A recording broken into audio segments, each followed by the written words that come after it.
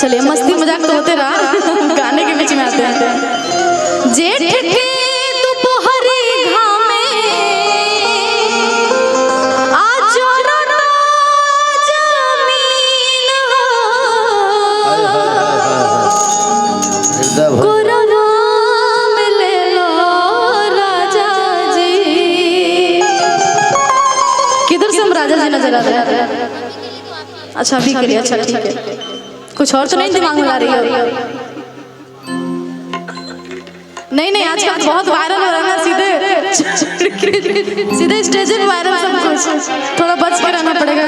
कल आदित्य राज मिली थी मेरे से, घायल होने से बचे थे कल भी हम। चलिए जेठ के दोपहरी घामे आज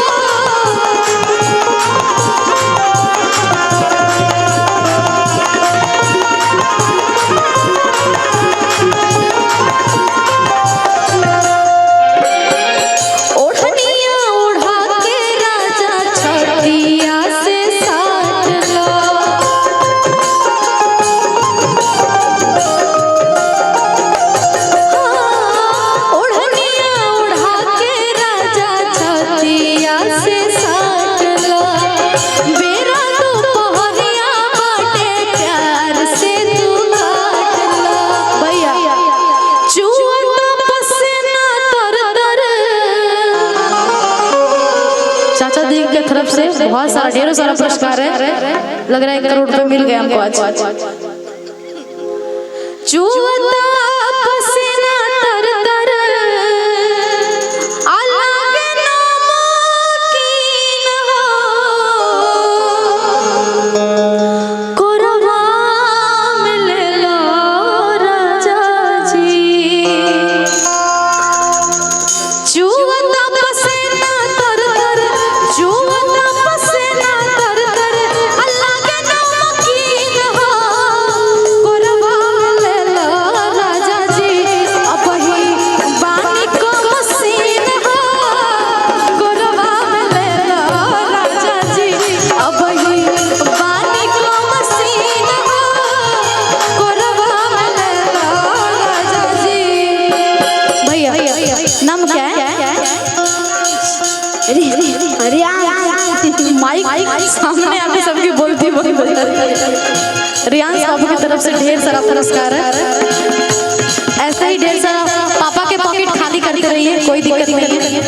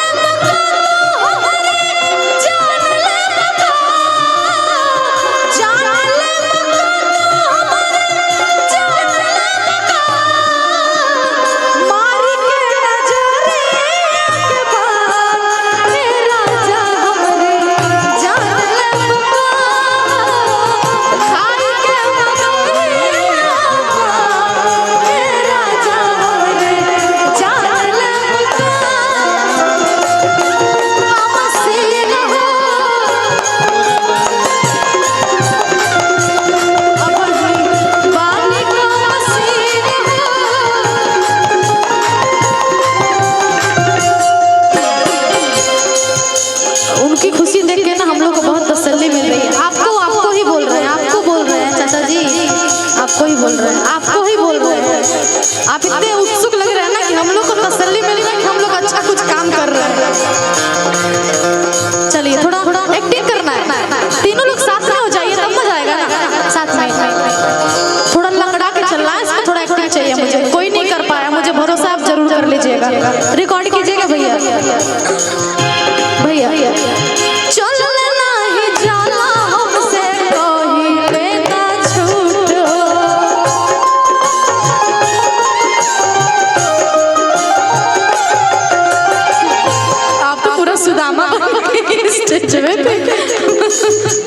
पैर में थोड़ा सा चोट लगा, नहीं जल रहा है पैर। जलना मतलब पैर उठाना, सुदामा नहीं बन रहा। चलना ही जाला हमसे कहीं लेना छूट हो।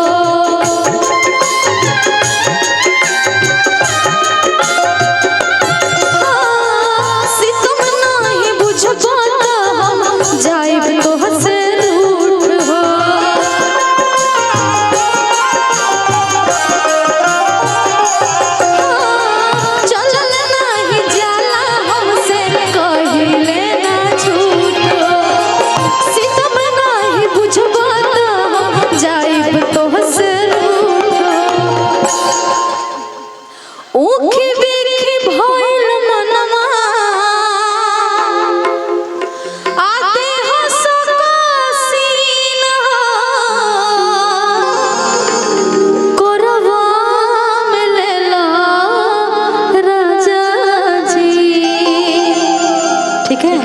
तबीयत ठीक है ना?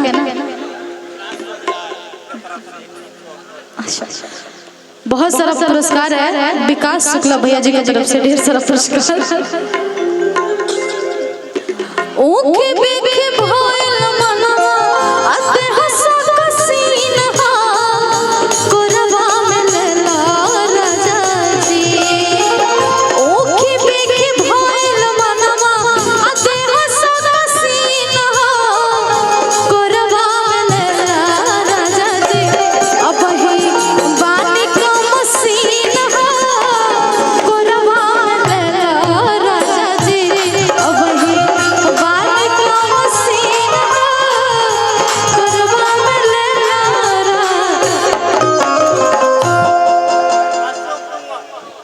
अशोक कुमार, अच्छा एक और नाम रख दूं, अशोक कुमार भैया जी की तरफ से ढेर सारा पुरस्कार। और आप लेके आए ऋतिक रोशन भैया जी की तरफ से ढेर सारा पुरस्कार। देख के ना एक ही बात याद आ रहा है, ऐसा लग रहा है फिल्म चल रहा है यहाँ पे। ओके बेके भइल मनवा आते हंसा कसीन हो, कोरबा में लेला राजा जी। ओके बेके भइल मनवा आते हंसा कसीन हो, कोरबा में लेला राजा जी। अब ही बानी को मसीन हो, कोरबा में लेला राजा जी। अब